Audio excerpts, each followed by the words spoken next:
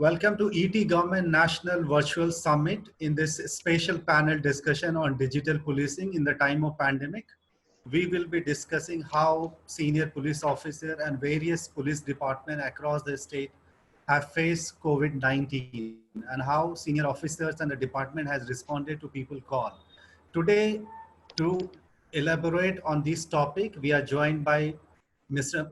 Asim Arun, Additional Director General of Police, and he is also taking care of Dial 112, Uttar Pradesh Police. We are also joined by Mr. Harmeet Singh, Additional Director General of Police, taking care of security, administration, modernization, logistic, and social media with Assam Police. We are also joined by Mr. Munish Chandar, Head SEMT, eGov Mission, Department of Information Technology, Government of Haryana. Welcome all the panelists to join in this panel discussion. I'll begin with Mr. Asim. Since you run an emergency number, can you give me a sense of what kind of calls you received during last 2 years, how you respond to the pandemic situation? Thank you for having me on the event. 112 is what earlier was called Dial 100, and now it's an integrated system where police, fire, ambulance, and disaster agencies work together. So, as you correctly imagine, this agency has a ringside view of what is happening. And we not only look at the number of calls, but we also do a granular analysis on a regular basis to understand what is happening on the ground. I'll give you very briefly the statistics and then the granular analysis of what happened and what is happening now. When the COVID impact began, particularly when the lockdown began, the number of events which we were handling skyrocketed. We were used to handling 15 to 16,000 calls which require police dispatch. This immediately doubled and on occasions went up to 40,000. What were these calls? These calls were mostly about one need for any kind of help, because CM UP made an announcement in the media that if anybody is going to have food or medicines, they can call 112, and 112 police response vehicles, PRVs as we call them, they were stocked with food from government agencies and also from charitable institutions. And whenever anyone would reach out, within 10 minutes or 15 minutes, the PRV would be there and give them the packed food or the rations. So about 9 to 10,000 such events were being handled in the first 10 days of the lockdown. Second, and very interesting, we were receiving a very large number of calls during the initial days of lockdown, were about lockdown violations. You would imagine, we all can all agree that it is not possible to put a police car or a policeman in every street everywhere. But it is possible to make our citizens so aware that whenever they notice a violation, whether it's a lockdown violation or there's a crime, they will pick up a phone, call 112, and within minutes a car would reach and address that problem. So these were the twofold challenges. One was to impose the lockdown effectively, and the second was that nobody should get left out. So I guess we've been able to manage balancing both of them well. Now with the unlock phases beginning, things have changed. Government's overall response and citizen response to food, medicines has taken shape. So police is involved only in a very marginal number of events now. As far as lockdown violations, that has also come down because the rules have not been relaxed. So now more or less policing is coming back to its normal self. But yet we have lots of complaints now about quarantine violations. Because people have been asked to stay in the villages where they're reaching in a school or a campus which is quarantine, and some people make those violations. Fortunately, we get those, some alert citizen would always alert us and be able to respond to them. So that's how 112 has been responding, and that's how the flow has been. I hope that answers the question. Right. Absolutely. I'll come to you, Mr. Harmeet Singh. Assam Police has used a lot of technology over the past year, and recently during the COVID-19 pandemic, there was some experiment with the drone technology. Something around social media was also done. Can you share some of the experience based on the kind of work that your organization did during the COVID-19? Sure, Ujale Saab, thank you for having us on this program. Can I just take this step by step?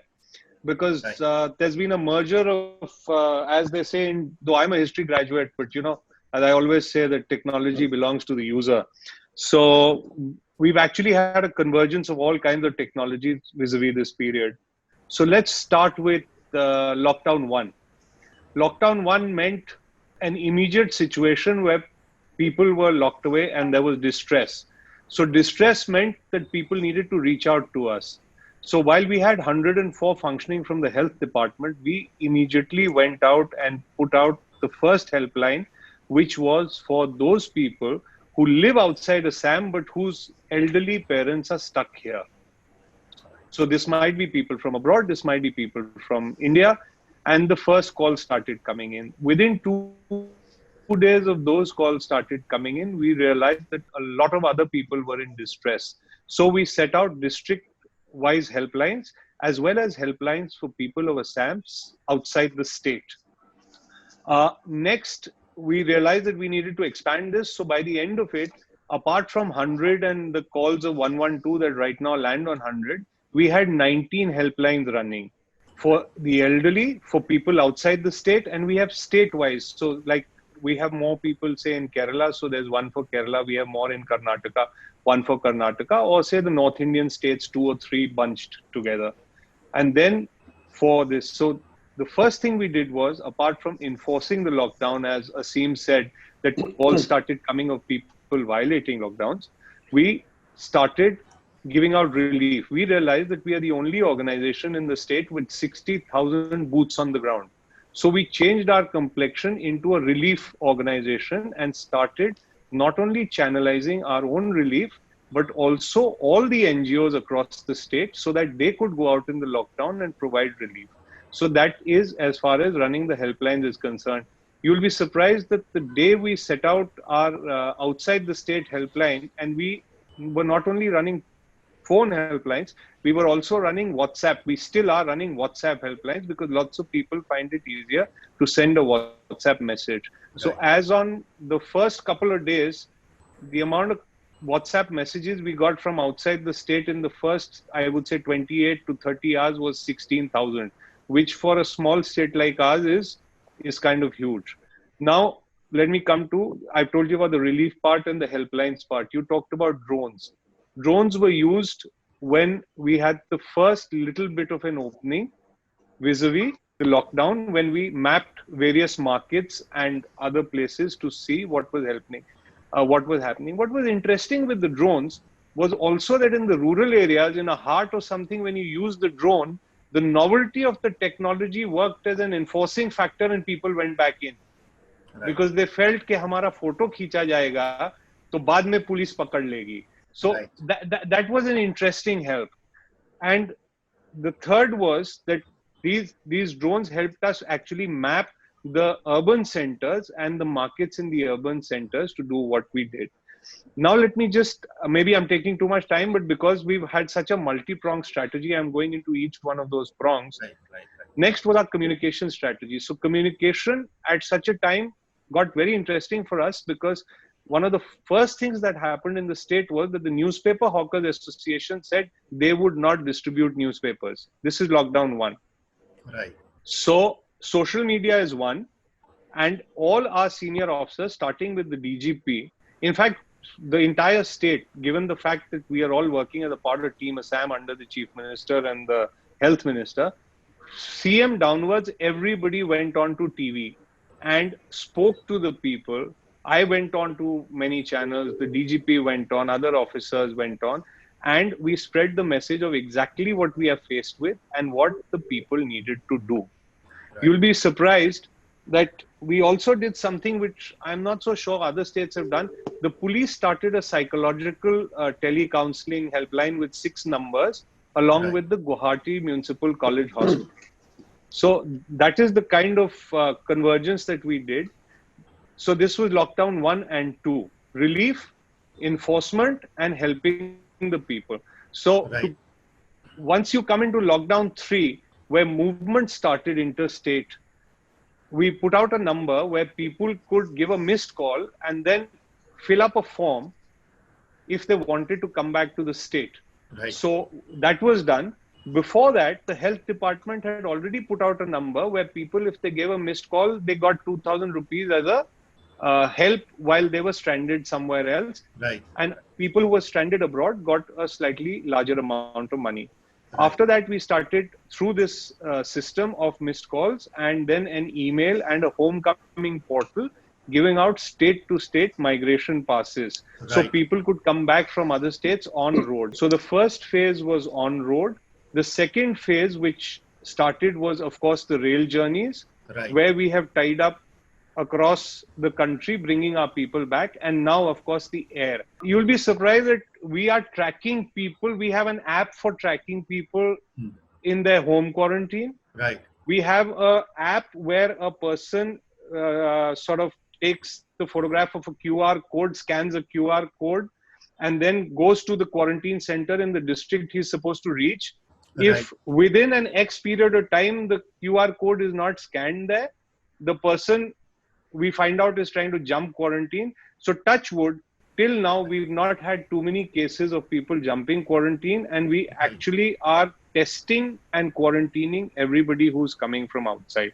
Absolutely. Just to finish this, for a small state like ours, we've already brought in almost 2.5 lakh people who were stranded outside, touch wood, without a hitch. And you would have seen across the media channels, Assam में migrant को लेके, लोगों को लेके आपको कोई भी negative news, law and order problem, हुड़दंग, दंगा नहीं मिला होगा. That is basically because of the convergence between all departments and the convergence of technology. Right. Social media, maybe we can talk of later, because that's another huge project of ours. Yes, I'll come back to you on social media part. I'll go to Mr. Monish Chandar, who is SEMT head, an organization which is looking into the implementation, conceiving of e-governance project in most of their state. They are the torch bearer along with the NIC. So, Mr. Chandan, if you could share, based on your experience, how actually technology is being used within the system that you are working in, and how did you use technology to address the challenge of COVID-19? And if you could also give a broad overview of how technology could be used for delivering a great police services. This is basically the topic for this panel discussion, digital policing. Okay, thank you very much. So, greetings to all the participants and the organizers. Thank you very much for having gathered this August forum. So, first of all, I salute to the police and all the health workers who have contributed in this difficult time to get the things done. We were just technology contributors. So, we were facilitating and easing out what they used to do manually, just to have it done with the technology. So I'll also follow the same pattern, going step by step. So initially, when the first lockdown began, so there was a dearth of state machinery. So we wanted to have something in place wherein people from different domains, they could come and contribute by their services. So we wanted to register volunteers. So our Honorable CM wanted a portal to be developed, and which was developed within 4 days of time, and it was developed in-house. So we were glad that because the Haryana was prepared technically and we had in-house teams, we did not look for other vendors or other SIs to get onboarded and get things done for us. So we ourselves were doing things for the state. So we made a portal called Sangharsh Senani. And within maybe just 3 days, we had 20,000 of the Senanis registered. So these were registered in various domains, like, providing mental consultation, provide support to the district administration by providing vehicles, by providing their infrastructure. So there were around 13 domains where people got themselves registered, and district administration utilized the respective services and got help from them. So this was one thing. Then we felt that people were facing need for the cash. So they were low on cash, and ATMs also, they were not being that much filled in. So we developed a portal for bank slot. So the citizen was supposed to log into that portal and get a slot. So while he is going to visit his branch, so he could have a pass which can be scanned by the police, and a valid pass for the particular time duration of 15 minutes or 30 minutes time duration. So that also eased a lot. So then we thought of an innovative idea for to integrate it with the payment bank of the postal bank of Department of Post. So we created a integrated app wherein the citizen could place a request, and the postman will visit to his house to deliver cash at his doorsteps. So this was one of the very much appreciated project which we did, and it was also mentioned by the Honorable Union Minister in his speech, in his one of the addresses to the states. Right. So similarly, sir, we developed multiple portals when the ration was being delivered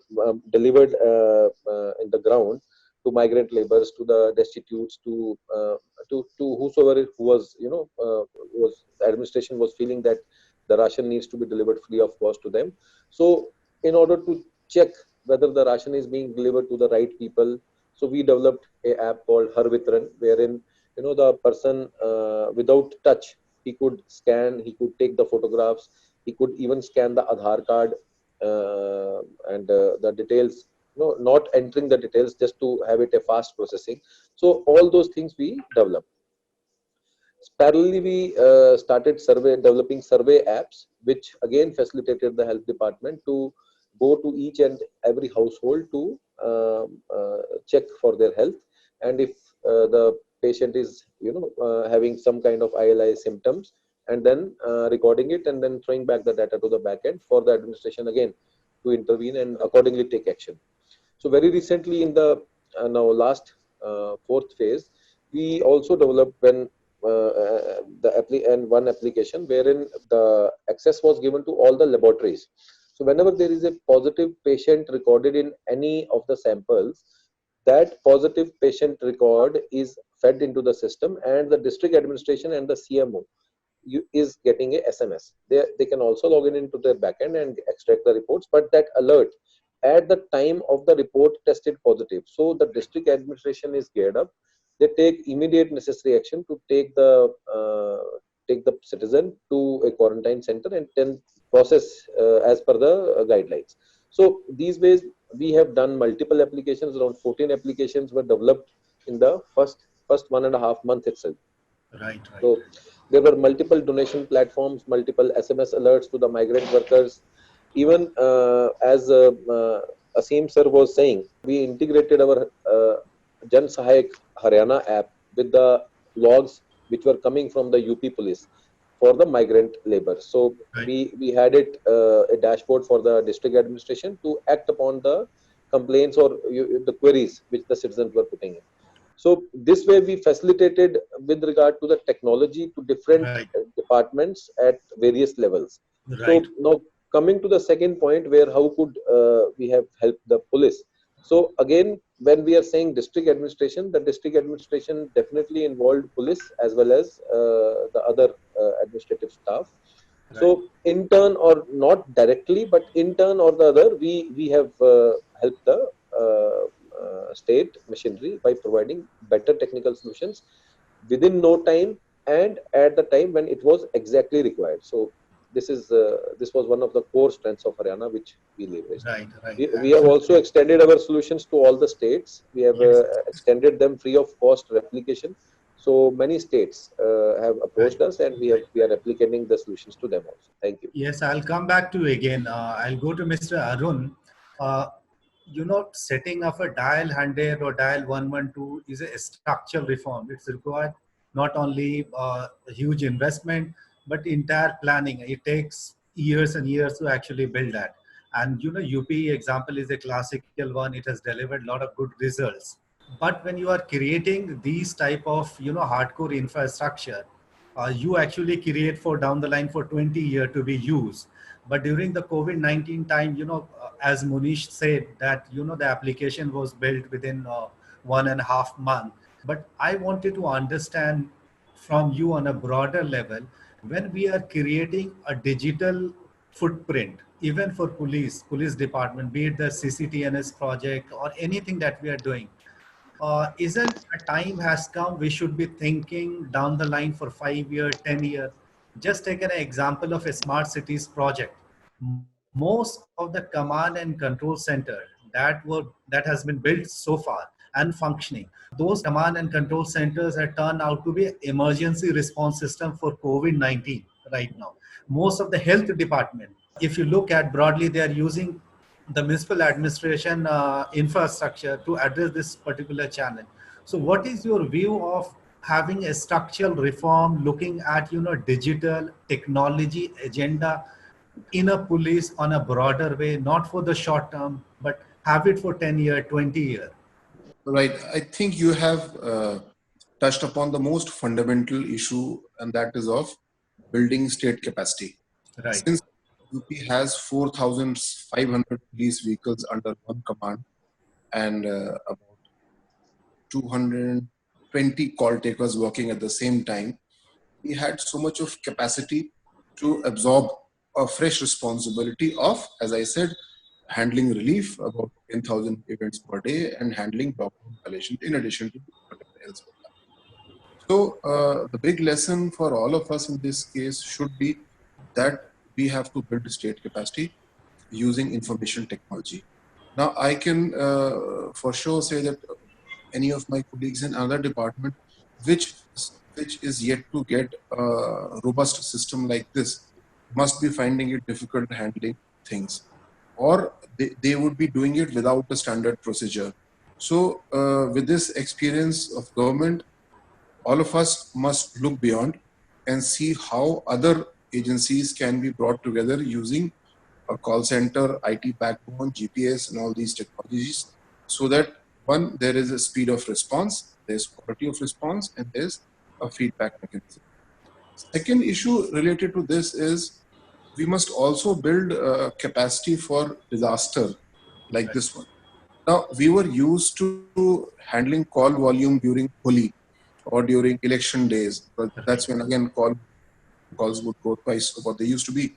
But during this time, we had twice the call volume for almost 45 days. So we worked out a new solution, work from home for our call takers. And our technology partners were very prompt in this, and they gave us free licenses. So as of now, we have 670 girls who take calls. 140 don't come to the office, they work from home. So now a current crisis, a possible crisis could be that some of our employees fall sick or turn COVID positive, and we may have to shut down a large part of our operations in. But we have divided the operations into 9 parts and 140 work from home girls. So some of it we had planned already in February. Some of these solutions we've worked out as we've gone down the problem. So in a nutshell, technology is important, processes are more important, but we must always factor in such demand surges in any system so that the system doesn't collapse. Fortunately, 112 UP has taken the load well, and I hope in future, if the load grows again, we'll be able to handle it again. Right, absolutely. Mr. Harmeet, I'll come to you. Asim said 2 very important points. One is the capacity. Second is that you ensure that your disaster recovery, whatever your disaster plan are, those are in place. You also look after the police modernization. Within that, a lot of technology innovation is also happening. What is your sense at what level Assam police are, if you can actually share some of the information? And also, what is your general overview of modernization as well as creating the resiliency within the police system to be ready to fight such a pandemic? I mean, this has happened for the first time in the world. Hopefully it will not happen again, but at least we should be ready with some sort of response. See, I think you really hit the nail on the head when you talk of capacities, and Asim has already outlined some of it.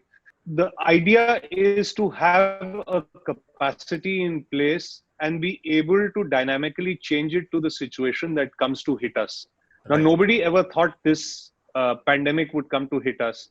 So Asim had a dial 100 up and running, which I've seen myself, and it's quite brilliant. UP is possibly the best emergency response system, not in this country, but it is acknowledged to be amongst the best in the world, or maybe the best in the world. So, and certainly as far as volumes go.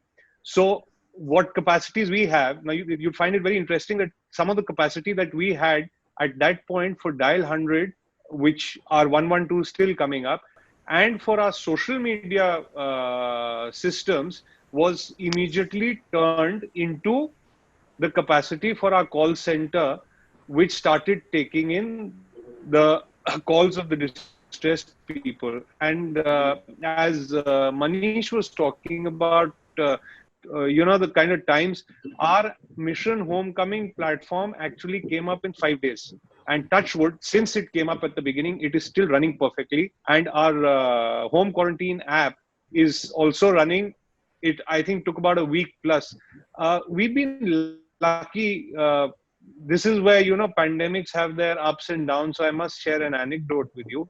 We actually had a top shot software developer from Norway who was home on leave, and he got stuck here, and he's been working with us pro bono. So every situation also brings in a capacity which you didn't think would exist. Now, coming back to the question, what we are doing with 112, having learned from UP, we are creating a 112 which is much larger than what possibly we need, so that we can handle this kind of a situation in the future.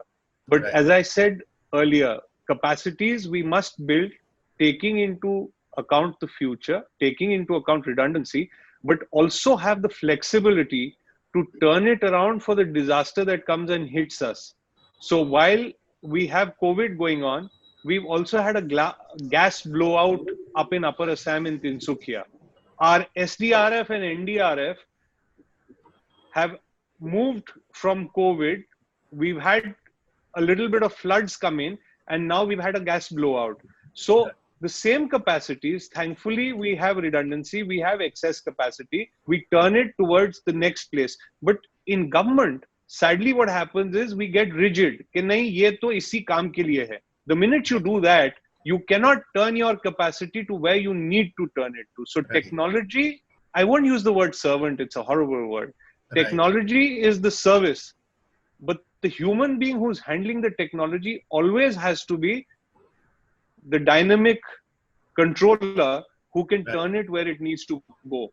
So, from communications to apps, to GPS, to tracing people, to sending them relief, to then accounting everything. Because tomorrow, when all this ends, governments are going to ask for statistics. आपने, as Asim said, इतने लोगों को खाना मिला दिन में, इतने लोगों को आपने दवाई पहुंचाई. If you don't have your system set up, you can't analyze for the future. So you also must have built-in capacities to be able to get all your data so that you can keep analyzing. So we've been getting data, we've been analyzing, because lockdown 1, lockdown 2, lockdown 3, and lockdown 4 have been a dynamically changing situation according to the guidelines. And we've had to change our response technologically and on the ground equally.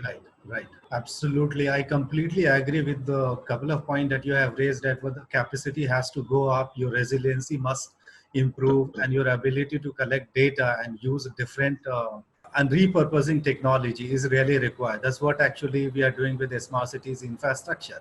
We are repurposing already existing IT infrastructure to use for pandemic situation. I'll come to you, Mr. Munish Chandan. All these things like repurposing the IT infrastructure, creating capacity looks quite good. But beneath all these, there is a technology infrastructure. You need compute, storage, networking. Those compute, storage, and networking has to be agile, scalable, so that if a situation arises like COVID-19, you are able to scale completely.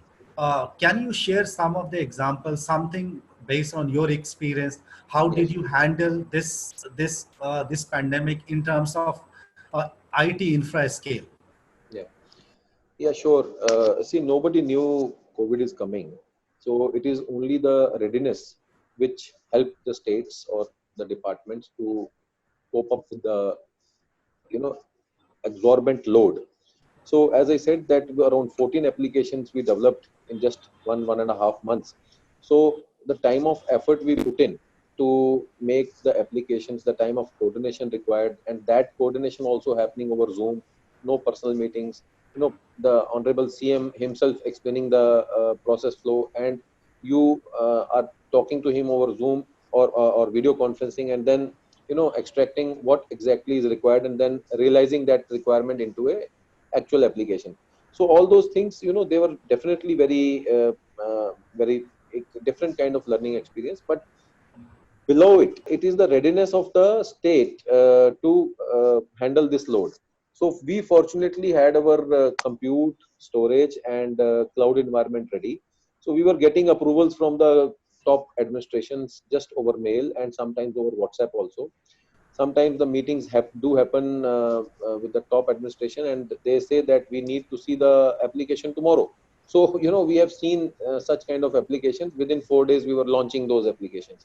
So definitely those problems persist, they exist, but it is only the readiness. So we were fortunate that we were ready and Right. we handled the Right, things. right. I think one thing that you have mentioned is quite innovating, that even the government officer, senior officer were available instantly and they were actually approving things even on WhatsApp, which is quite amazing. So This is what I'll actually, tell you, we used to receive call from the competent authority. Competent authority, that means that the HOD is the principal secretary level. right, At night 3 a.m. that I forgot to add this point. You please add this also, and I want to see tomorrow 10 a.m. this application point right, right. already there. So these things did happen, and it was an amazing experience.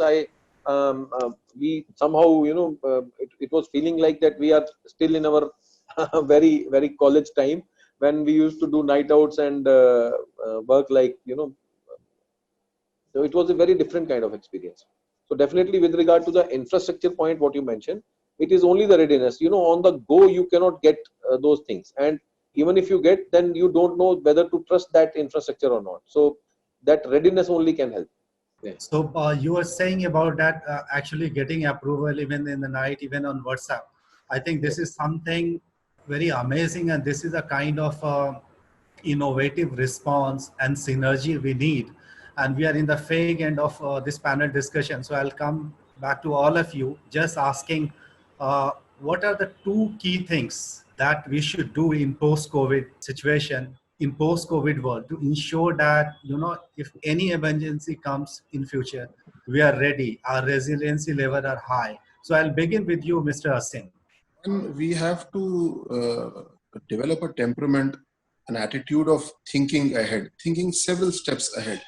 Now, at this time, I guess we should all be thinking about December or January and preparing for it. What are the resources which would be required at that time?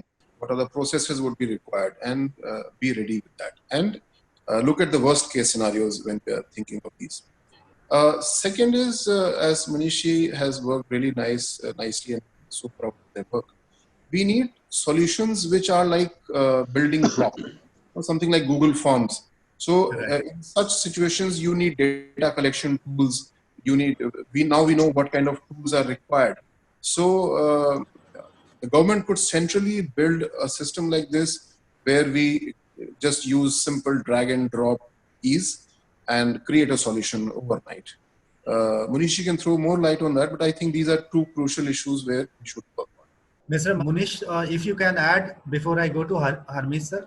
Yeah, sir, I would definitely mention that these platforms do exist. It is only the adoption of the platforms by the respective states. So, for example, NIC's Service Plus platform is simply drag and drop onto a form and get the application form developed within, say, maybe within a couple of hours, and generating the respective backend. So the reports and the backend logic, what workflow you want to do, those things can be built on maybe in a subsequent days, maybe another 2 days time. The application form can be developed and completed throughout the backend. So all those things are available. It is just the readiness, sir. So we were very fortunate that we were all ready to handle these things. Mr. Harmeet, if you can add two key things that we should Okay, focus on. I'll take it a little away from core technology. And again, as you know, Ujale, I always talk of practicals. And I always say I'm a dummy. So for me, everything is for dummies.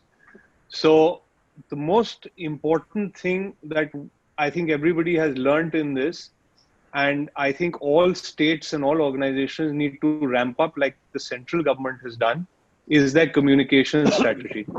And communication strategies across all available technological platforms.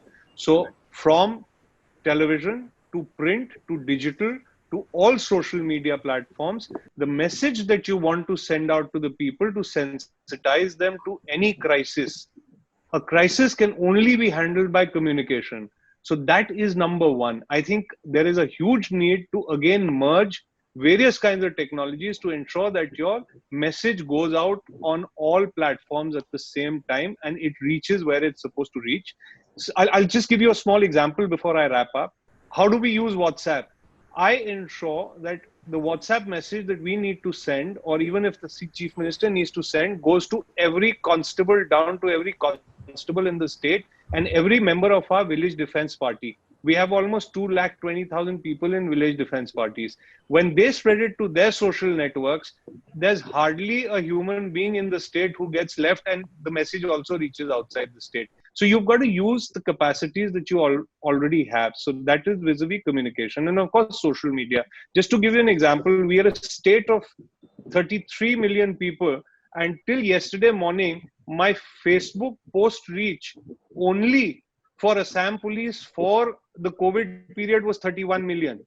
So you've got to ensure that your stuff is reaching where it needs to reach, because हम सरकारी आपस में बात करते रहें और लोगों तक ना पहुंचे तो उसका कोई फायदा नहीं है. Number one. Number two, a lesson that we've learned from this, and we've already started, I think other governments are also doing it, skill mapping of our people, skill mapping of our workers. If we don't do that now, we are not going to be able to do the kind of economic revival we need. The people who come back to the states, the gaps that have got left in the other states, we've got to skill map all these people that we brought back in, because only then can we create the economic opportunities either here for them, because I don't know when the post-COVID world is going to come. Right now, it's the COVID world.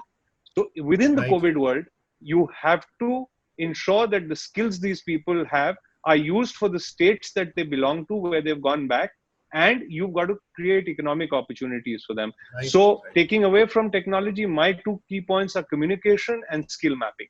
Right. Thank you for sharing your point of view. I think all of you have quite rightly elaborated the key point that is needed in police reform, in digital policing. One is the capacity building, ready for disaster, using communication, better synergy, and having, innovation in the times of pandemic. And Mr. Asim mentioned about the structural reforms also.